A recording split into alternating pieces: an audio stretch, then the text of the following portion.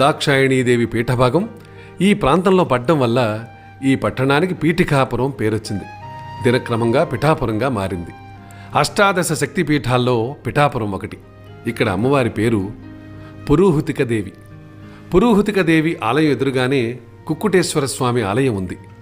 కుక్కుటేశ్వర స్వామి వారి ఆలయంలోని శివలింగం స్వయంభూ శివలింగం. దత్తాత్రేయుని ప్రథమావతారమైన శ్రీపాద వల్లభుడు జన్మించింది ఇక్కడేనన్నది పురాణ కథనం. పిఠాపురం దేశంలోని త్రిగయ క్షేత్రాల్లో ఒకటి.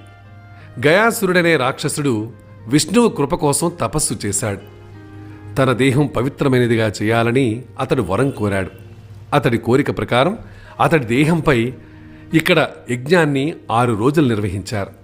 విష్ణువు వరం ప్రకారం అతడి పాదభాగం పిఠాపురంలో ఉండటం వల్ల ఈ క్షేత్రానికి పాదగయ అని పేరొచ్చింది. అలాగే పిఠాపురం వైష్ణవ క్షేత్రం కూడా.